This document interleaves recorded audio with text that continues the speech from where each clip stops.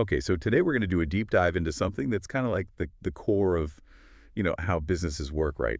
The competitive environment. Yeah, it's like the arena where it all happens. Exactly. And you found some really interesting material, actually. It's excerpts from a GCSE business resource. Yeah, GCSE, those high school exams over in the UK. Right, Ugh. right. Yeah. So we're going back to basics a little bit. Mm. But I think it's really useful to think about this stuff sometimes, you know? It is. It's like the foundation. And sometimes you got to revisit the foundation to really build something strong, you Yeah, know? for sure. For sure. And the goal today is really to kind of like get the most important aspects of this competitive environment stuff out there. So everything from like, what even is it? Yeah. A definition all the way to the different ways that, markets are structured and the different strategies that businesses use to try to get ahead. Exactly. Like, how do they win? What are the tactics? Yeah. Right. Exactly. So, yeah, let's just jump right in, I guess. What is what is a competitive environment? I mean, the material kind of describes it as like, a situation where you've got all these businesses that are trying to get the same customers. Yeah, they're all going after the same slice of the pie, right? Right. Whether they're selling a product or a service. Right. And they use this analogy of Mm-hmm. like a sporting event where, you've got all these teams and they're all trying to win. Right. Only one winner at the end. Right. And in the business world, that winner, that prize is the customer's money. It's as simple as that. Yeah. Yeah. So we see this all the time, right? It's like Coke versus Pepsi or Apple and Samsung, Oh, yeah, the classic rivalries. but also like, all the different restaurants on your street, they're all competing for you to come in and have dinner. Absolutely. Or even like how you choose to spend your weekend, you know? There's competition for your leisure time, too. That's true. That's true. Yeah. And the reason for all this competition, it's pretty basic, right? They're all trying to make sales, make money, and, survive. Stay in the game. Yeah. Nobody starts a business to fail. Exactly. Exactly. And thinking about this idea of competition, it operates at like different scales, right? Mhm. You know, you could have a local bakery that's competing with another local bakery. Right down the street. Exactly. But then you also have like national competition. Think about all the big supermarket chains in the UK. They're all competing with each other across the whole country. Yeah, and those are some big players battling it out. Huge. And then, of course, you have global competition. So, the big tech companies that are everywhere, Apple, Google, Amazon. Yeah, they're on another level completely. Yeah. And it's interesting how the scale of the competition kind of like determines, what kind of strategies the business is going to use. Right, a small local shop can't play the same game as a global corporation. Yeah. Exactly. Exactly. Yeah. Okay, so to really like understand the dynamics of all of this competition, we need to kind of like dig into this idea of market structures. Yeah, like the blueprint of the market. Right. And it's basically like, how is a market organized? Mhm. And it depends on things like how many sellers there are, what kind of products they're offering, and, how easy or hard is it for new businesses to get in on the action. Right, so it's like the rules of the game. Yeah. And once you kind of understand these different structures, it really helps to see like, okay, how much competition is this business actually facing? Yeah, because the rules change the game. Totally. So let's break down some of these basic structures. The first one is perfect competition. And I think it's kind of funny because the name sounds like it's like the perfect situation. Yeah, but in reality, it's super rare. Yeah, you don't see it very often. But it's still a good a good concept to understand. So basically, in perfect competition, you have a bunch of small businesses and they're all selling basically the same thing. Yeah. Like think about individual farmers selling wheat at a market. They're all selling the same product, essentially. Yeah, and it's usually pretty easy for new farmers to join in and for existing ones to leave if they want to. So it's like very low barriers to entry and exit. Exactly. And because they're all selling basically the same thing, no single farmer can really control the price. Right. So they have to kind of accept whatever the going rate is. Yeah, they're what we call price takers. The market dictates the price. Okay, so what happens if like one farmer decides to be greedy and charge way more than everyone else? Well, people will just go buy their wheat from someone else. As simple as that. Yeah. So the only way for those businesses to really make money is to be super efficient, keep their costs low. Okay, so that's perfect competition. Now, monopolistic competition, that sounds kind of weird, right? Yeah, like a contradiction. But this is actually way more common. So in this one, you still have a lot of businesses, Ah. but they're all selling things that are similar, but not exactly the same. So think about like the restaurant industry. You've got tons of restaurants in a city, but they all have slightly different menus vibes, you know? Yeah, different cuisines, different atmospheres. Or like hairdressers. There are tons of hairdressers, but they all have their own little specialties. Right, and it's usually pretty easy to open a new restaurant or a hair salon. So is it pretty easy for new businesses to get in on this kind of market? Yeah, relatively. And because they're not selling the exact same thing, they have a little more wiggle room with their prices. So they're not totally stuck with whatever the market price is. Exactly. They can charge a bit more if they can convince people that their food or their haircuts are special. So it's all about marketing and branding. Yeah, making their product stand out even if it's basically the same as the others. Right, right. Okay, that makes sense. So then we have oligopoly. So this is where you have like a few big players that kind of dominate the market. Yeah, think of the big supermarkets in the UK. Tesco, Sainsbury's, Asda, Morrison's. Or the mobile phone companies, Mm-hmm. like Vodafone, EEO2. Huge companies. Yeah.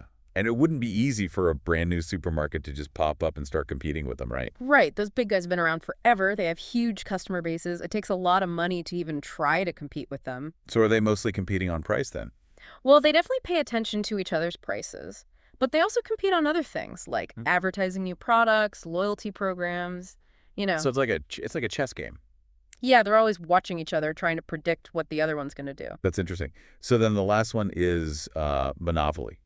And that's where there's only one business controlling the whole market. Yeah, like your local water company or electricity provider. And I'm guessing it's pretty much impossible for another company to just start providing water. Yeah, usually the costs are way too high, and you need a ton of permits and licenses from the government. So basically they can charge whatever they want, right? Yeah, pretty much.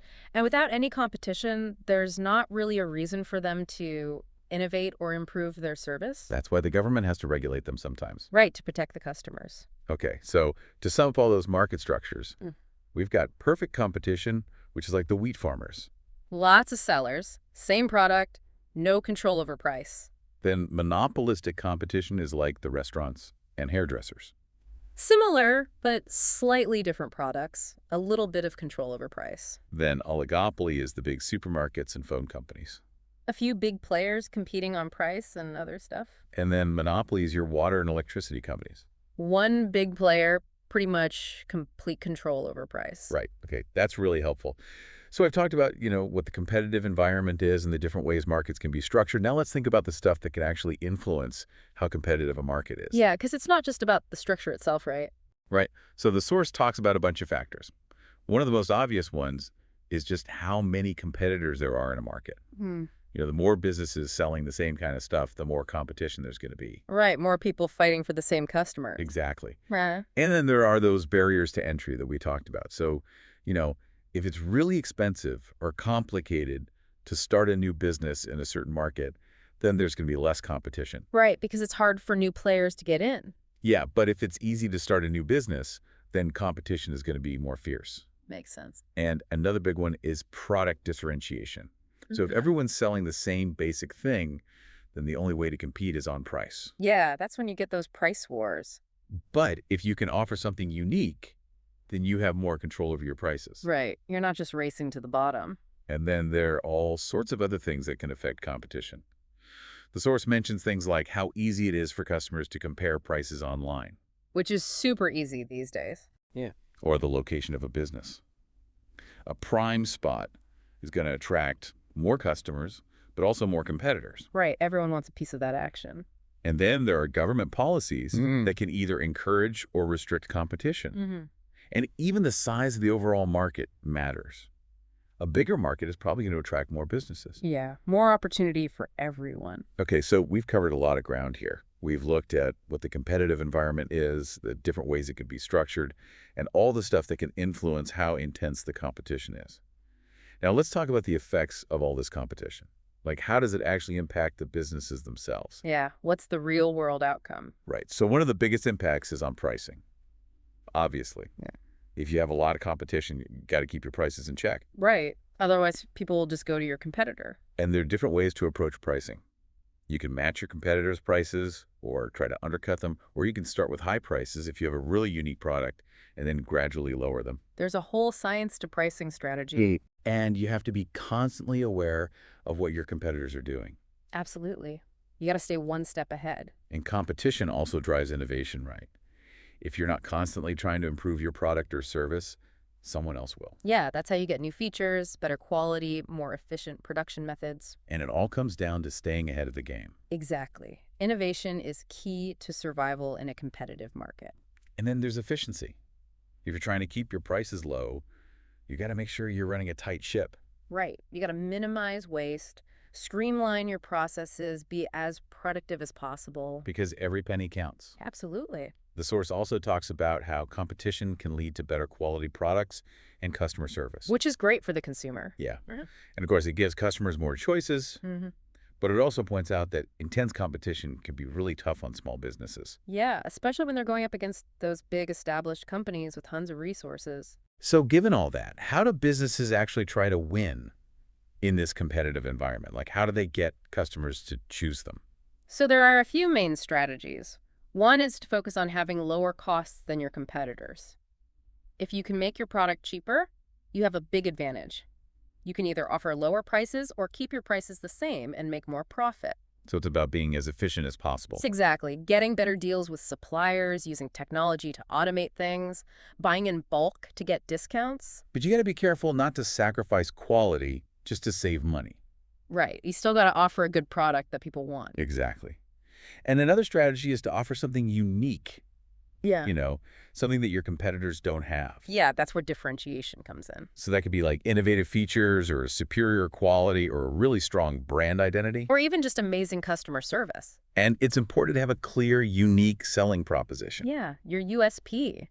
That's what tells customers why they should choose you over everyone else. And there are other ways to gain an edge too, like building a recognizable brand, providing fantastic customer service, picking a strategic location. Or protecting your intellectual property with patents and trademarks. Right. Okay, so the source gives some examples of these different market structures in action here in the UK. For perfect competition, it points to the agriculture sector.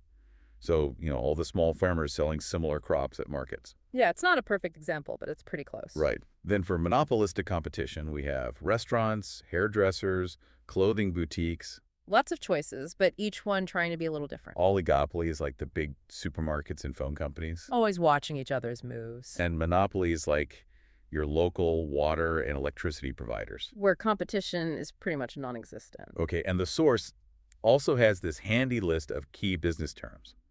All the words we've been using, like market competition, market share, product differentiation, barriers to entry, all that good stuff. Yeah, it's like a little glossary. Yeah. And then there's this frequently asked questions section, which is really useful. So it answers questions like why it's important to understand your competitors. Which we've talked about a lot today. Yeah.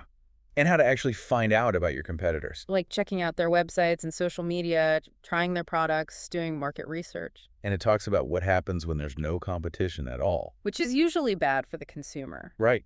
And it even asks if competition can ever be a bad thing. Which it can be if it leads to like crazy price wars that hurt everyone. And it explains how the government tries to make sure there's fair competition.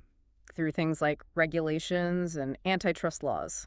Okay, so to wrap it all up, it's pretty clear that the competitive environment is like this super important force that shapes the entire business world.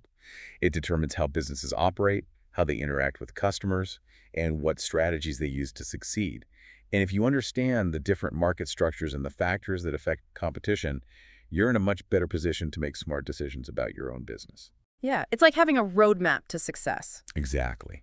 And for you, dear listener, we hope this deep dive has given you a really solid understanding of these key concepts. It's like a crash course in Business 101. Yeah, now you can impress your friends with your business knowledge. So here's a final thought for you to chew on. As you look at all the different businesses and industries out there, which ones do you think are going to see the biggest changes in competition over the next decade? And what's going to cause those changes? Is it going to be technology, changing customer tastes, government regulations? It's something to think about as you observe the business world around you. Thanks for diving deep with us. See you next time. Bye.